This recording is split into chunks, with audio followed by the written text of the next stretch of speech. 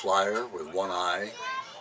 We've had a high wire walker and fire eater who only had one hand because it was a congenital situation. She started as a French horn player, and to play the French horn you have to jam your hand up into the bell, and that's the way she hid that from people in the public. But when she told me she wanted to be all these other things, she had to come out, and she did a beautiful job.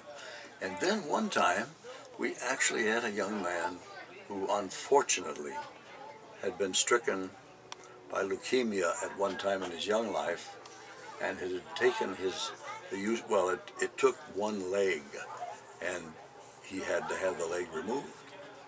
But he wanted to be in the circus, and he did have a prosthetic leg, which he used sometimes when he rode a bicycle. But he wanted to learn how to be a trampoline artist or trampoline performer. And he did it without the prosthetic leg. He did it on one leg, and he learned how to take somersaults on the trampoline, landing on one leg, and flips and all kinds. In fact, he learned to do the dismount from the trampoline to the ground on one leg.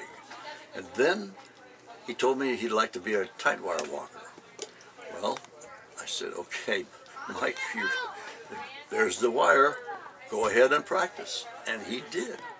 And by practicing with a pole and getting on the one leg on the wire, he was able to hop in little short steps all the way across.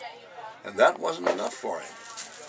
He still wanted to do something greater than that, and he said, I'd like to be a high wire walker. Well, so he went up there, and it was the same process. He used a pole, and he was able to hop along on the high wire all the way across. And this caught the attention, finally, of the local newspaper. They put it in the paper, and I think it ran a very nice story, but that caught the attention of a national magazine or national newspaper that some people love to read, others think it's full of hooey, but it's called the National Enquirer. And they called me and said, well, can we run a story on him, and can we get some pictures? This was about November or going on to December, and we didn't have any equipment up, but we said, check with us in the spring, and we will absolutely help you out with a nice story on Mike. Spring came,